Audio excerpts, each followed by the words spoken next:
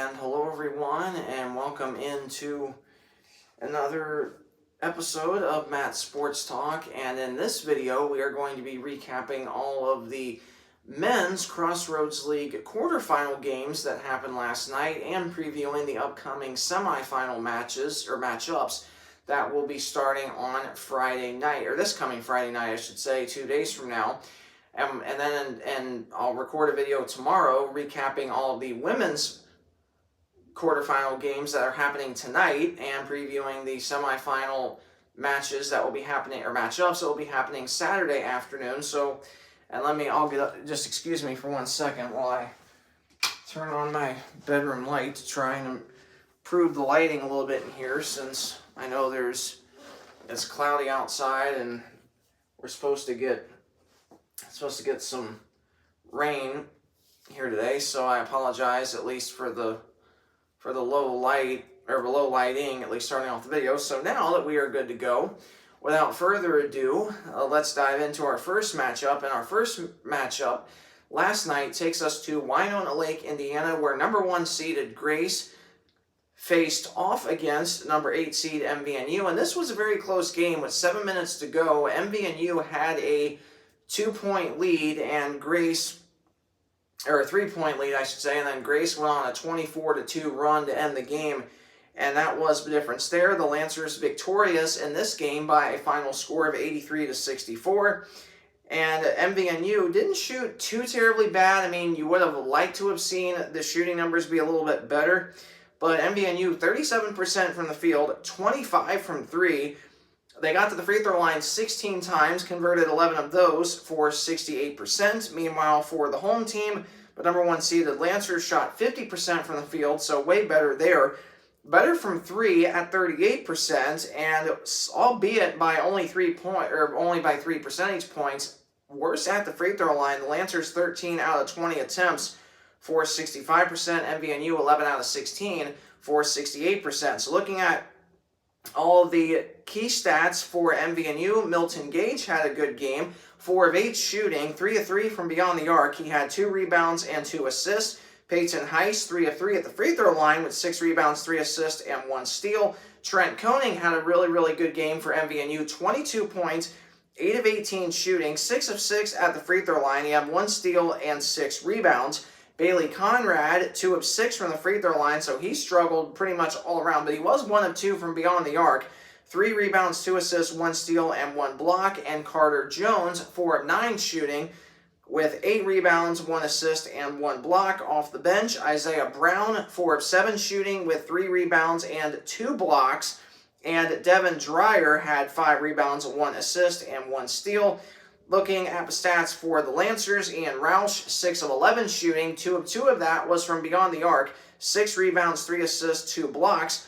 Bryson Graber, 1 of 5 shooting, so not too terribly bad, but he was really good on defense with 4 rebounds, 5 assists, and 1 block.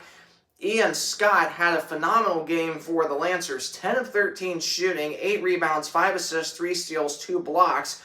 Brett Sikafus, 3 of 3 at the free throw line with 1 rebound, and Gage Sefton, 5 of 8 shooting, 2 of 4 of that was from beyond the arc, 4 of 4 at the line with 5 rebounds, 1 assist, 1 steal, 1 block. Off the bench, Carter Stolfus had 7 assists, 5 rebounds, and 1 steal. Justin DeGraff, 3 rebounds with 1 assist, and Hunter Walston, 4 of 5 shooting, 3 of 4 of that was from beyond the arc, 3 rebounds, 2 assists, and 2 steals. And that was your matchup there. The next matchup takes us to Mishawaka, Indiana, where number 2 seeded Bethel faced off against 7 seeded Taylor, and it was the Bethel Pilots victorious in this game by a final score of 77-69. And these two teams met to wrap up the regular season also in Mishawaka this past Saturday, where in that one the Pilots were victorious in that one too, and the Pilots, and once again in this game the Pilots were victorious, but it was a close game just like it was on Saturday between the two teams.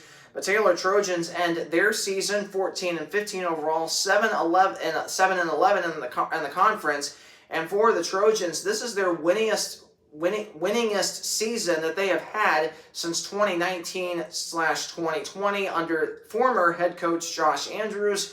And for the Trojans, they've had a really good season, but again, under first-year head coach Austin Peters, what an accomplishment for the Trojans, and they definitely have a lot to be proud of this year, and looking forward, I'm sure, for them to build more momentum heading into next season. But Trojans, though, they shot the ball pretty good. 51% from the field, 33% from beyond the arc. They only got to the free throw line 12 times for 8, and converting 8 of those attempts for 66%. Bethel shot 50% from the field, so pretty much even in terms of that. 46% from 3 for the Pilots, so slightly better than the Trojans. And the Pilots got to the free throw line 16 times, converting 11 of those for 68%. So looking at the stats for the visitors, Chaz Harvey had a really good game, 6 of 11 shooting, 2 of 6 from beyond the arc, 4 rebounds, 3 assists, 1 steal. Anton Webb, 6 of 10 shooting, 3 of 4 from the free throw line, 7 rebounds, 4 assists, 1 steal, 1 block. Jackson Olam, 2 of 4 shooting, but he had 3 steals and 1 assist. Nate Paulberg, 3 of 6 shooting, 3 of 4 at the line, 4 steals, 2 rebounds, 1 assist. Caden Furman had a really good game, 2 of 5 shooting from beyond the arc with 3 rebounds and 1 assist. And off the bench, Kobe Funderburk, 1 of 3 shooting with 2 steals, 1 rebound, and 1 assist. Levin Smith, in 2 minutes of action, 1 assist. Carson Miller, in 8 minutes of action, 1 steal, 1 rebound. And Isaiah Day had a rebound as well. Pete Combs, 2 assists. And then for the home team of the Pilots had really, really good shooting. James Anderson, 2 of 4 shooting, 5 rebounds, 1 steal. Trent Edwards, 9 of 13 shooting, 4 of 5 from the free throw line, 6 assists, 2 rebounds, 2 steals, and 1 block. Preston Phillips, 5 of 8 shooting, 1 of 2 from beyond the arc, 6 rebounds, 1 assist. Luke McBride, 3 of 10 shooting, 2 of 5 from beyond the arc, with 3 rebounds and 1 assist. Off the bench, Jameer Jefferson, 2 of 3 shooting in just 12 minutes of action, so really, really amazing to see that, with 2 rebounds. And Austin Kripe off the bench, 4 of 6 shooting, 2 of 2 from beyond the arc, 2 of 2 at the line, 2 steals, 3 rebounds. Andrew Hedrick, in 5 minutes of action, 2 of 2 shooting, 1 of that was from beyond the arc with 2 rebounds. And that was your matchup there. And the next matchup takes us to Huntington, Indiana, where 3-seeded Huntington hosted 6th-seeded St. Francis, and this was a really good game. Huntington got out to a 51-29 lead at halftime. St. Francis went on a late run in the second half, outscoring the Foresters by 10, but it was too little too late. Huntington victorious 95-83. St. Francis shot really, really well. 56% from the field, 55 from 3. They converted 18 out of 28 free throw attempts for just 64%, so that was kind of the one downside for the Cougars out of Fort Wayne, Indiana. Meanwhile, for the Foresters of Huntington, Foresters shot worse from the field at 48, worse from 3 at 40, but still 48 and 40, not too bad at all. The one bright spot for the Foresters was they were way better at the free throw line. 12 of 16 attempts, they converted for 75%. Looking at the stats first for St. Francis, Brandon Northern had a good game. 2 of 3 shooting, 1 of 2 from beyond the arc, 4 rebounds, 1 assist. Joe Reedy, 5 of 7 shooting, 7 rebounds, 2 assists. Zane Burke, 2 of 6 shooting, 2 of 5 of that was from beyond the arc, 3 assists, 3 rebounds. Luke Almodovar, 10 of 16 shooting, 4 of 7 of that was from beyond the arc. He was a perfect 2 of 2 at the charity stripe. 2 assists, 2 rebounds, and Isaiah Malone, 6 of 11 shooting, 3 of 4 of that was from beyond the arc, 2 of 4 at the free throw line. Malone with 9 rebounds, 2 assists, and 3 blocks, so really, really impressive to see that out of a 6'9 sophomore. Off the bench for St. Francis, Deamare Hood, 2 of 3 shooting in just 24 minutes of action, 1 of 1 from beyond the arc with 1 assist. Carson Rogers in just 6 minutes of action had 2 rebounds, and then Jackson Gowdy, 4 of 5 at the free throw line in just 9 minutes of action with 1 rebound. Looking at the stats for the Foresters, Max Gizzi, 4 of 9 shooting, 3 of 6 of that was from beyond the arc, 2 of 2 at the line with 4 assists, 1 rebound. Drew Goodline, 6 of 12 shooting, 4 of 7 of that was from beyond the arc, 5 rebounds, 2 assists, 4 steals. Lane Sparks, 8 of 19 shooting, 2 of 5 from beyond the arc, 6 of 7 at the free throw line. Sparks with 4 rebounds, 3 assists, 1 steal. Landon Jordan had a really good game as well. 9 of 13 shooting, 3 of 3 at the free throw line, 8 rebounds, 3 assists, 1 steal. Jackson Paul, 5 of 9 shooting, 2 of 4 from beyond the arc, 4 assists, 3 rebounds, and 1 steal. Off the bench, Caden Johnson, 3 of 6 shooting in just 16 minutes of action with 4 rebounds, 1 assist, 1 block. And Roman Brewer in 8 minutes of action, 1 of 2 shooting with 3 rebounds and 1 assist. And that was your matchup there. And the last matchup takes us to Spring Arbor, Michigan, where 4th-seeded Spring Arbor hosted 5th-seeded Indiana Wesleyan. And the last time these two teams met in Spring Arbor, it was a Spring Arbor victory, snapping a 6.5-year winning streak that the Wildcats held over the Cougars in Michigan. And this was an all-time classic basketball game. And Indiana Wesleyan victorious here in triple overtime, 96-95. Spring Arbor did have a chance to win at the buzzer with a wide open 3, but it was off the mark. And for the Wildcats, they picked up a massive win. Now, one thing for Spring Arbor is the last time they lost a triple overtime game, they then went on to win the NAIA National Championship, and that was back in the 2019/2020 season, when at that time, Spring Arbor was the 1 seed in the Crossroads League tournament, lost at home also in triple overtime to 4th-seeded Mount Vernon Nazarene, who defeated Bethel University, who was the 5 seed that year in the quarterfinals. And then Mount Vernon Nazarene then went on to play at number 2 Indiana Wesleyan. Indiana Wesleyan was the 2 seed that year, and the Wildcats defeated, at that time, the 3 seed in the Crossroads League tournament, the Marian University Knights, courtesy of a Kyle Mangus 3-pointer at the buzzer that won it for the Wildcats at home in the semifinals. And then you look, and then another thing too, is for the Wildcats, Luke Brown, 43 points on the night last night. That is the most points scored from a Wildcat player also since Kyle Mangus back in November of 2020, when Mangus had, I believe it was 51 or 53 points. I can't remember. I'm not totally sure. It was either 51 or 53, but still very impressive there. And looking at the stats, first for the visiting Wildcats team, and again, for me as a Wildcat fan, this was just absolutely awesome to see. What an all-time classic basketball game. This is the kind of games that you want to see in person. Obviously, I wasn't able to attend that game last night, but for the Lady Wildcats, if they beat the Goshen College Maple Leafs tonight, we plan on being at the game on Saturday, and hopefully, if that happens, the game on Saturday hopefully will be just as exciting as the men's Wildcat game was last night up in Michigan. These are the kind of games that you definitely get your money's worth out of, that's for sure, in terms of just how awesome it is. Both teams refusing to lose. And that, man, what a heck of a game last night for sure. So first, the stats for the Wildcats. Bright Kari had 3 rebounds. Griffin Cleaver struggled shooting, but he did have 8 rebounds, 1 assist, 1 steal. Marcus Ankney, 2 of 7 shooting. 2 of 4 that was from beyond the arc. 5 rebounds, 1 assist, 2 steals. Cademan Bontrigger had an off-shooting game, but he was 4 of 5 at the free throw line, though. 5 rebounds, 2 assists. Off the bench, Isaac Andrews, 3 of 4 at the free throw line with 4 rebounds. Jake Smith, 4 of 4 shooting with 3 rebounds and 1 assist. And in 6 minutes of action, Cliff Gashumba, a perfect 3 of 3 shooting. And for the Wildcats, of course, they had some key players foul out late, so obviously that was one downside. But Luke Brown, 13 of 30 shooting, 9 of 16 from beyond the arc, 8 of 10 at the free throw line, 6 rebounds, 5 assists. So what an amazing performance by Luke Brown, a redshirt junior from Hartford City, Indiana, I might add, transferred to Indiana Wesleyan from NCAA Division I Stetson University. The Wildcats shot 41% from the field, 44 from beyond the arc, 76 at the free throw line, converting 16 out of 21 attempts, so not bad at all.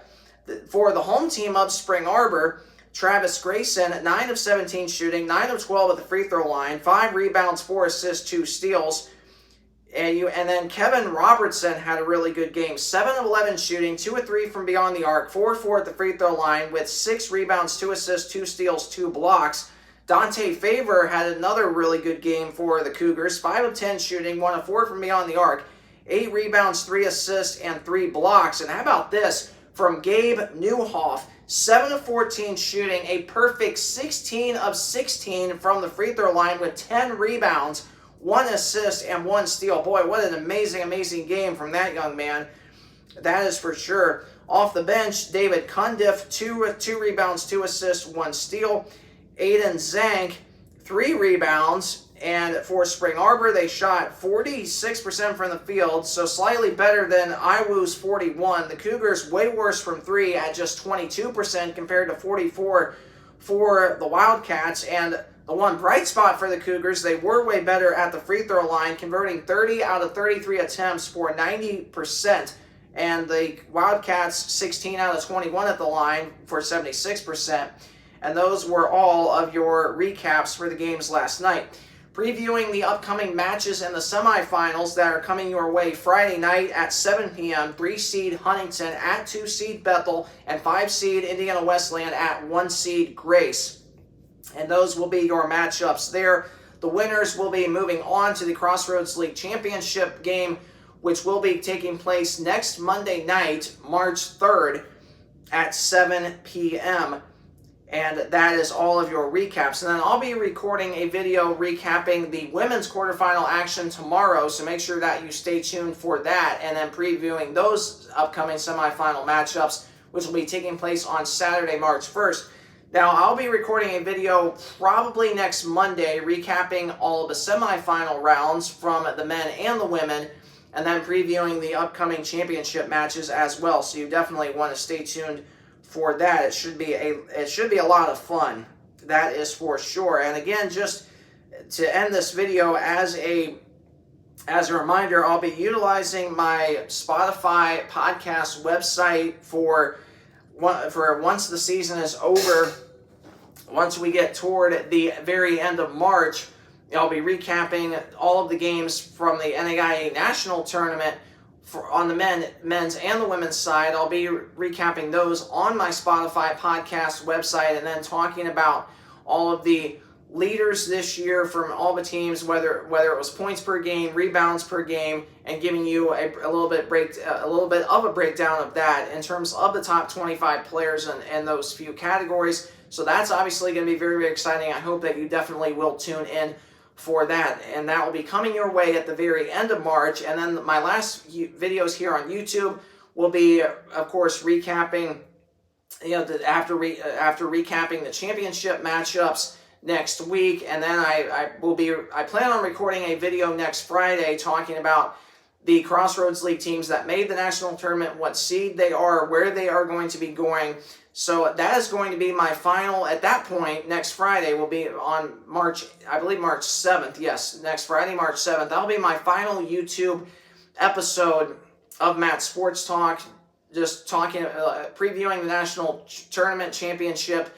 And then, of course, I'll be recapping all of those national tournament games on my Spotify podcast website. So just so you know ahead of time, those are the two areas you can find me on. But please stay tuned here on YouTube. This is going to be where I will be solely recording my content over the next week. About the next week or so, I'll be still here on YouTube, so make sure you keep checking back. Make sure you subscribe to my channel so you're first notified when I upload new videos. And then I'll be, of course, staying strictly here on YouTube over the next week. And then the very end of March, recapping all of the national tournament games on my Spotify podcast website. When all of the Crossroads League teams would then lose in a national tournament, that's when I'll do a full recap of those games. And then, of course, like I said, talking about the leaders this year in terms of points per game, rebounds, field goal percentage, that sort of thing. So make sure that you stay tuned for that. I hope this video was very, very helpful to you. And this is my very first one recapping the quarterfinal action, so it's exciting to be able to recap these playoff games. And if you did like this recap video, please either like this video, leave me a comment down below, or subscribe to my channel. Any one of those options help me out greatly. Thanks so much for watching, and have a great rest of your day. God bless.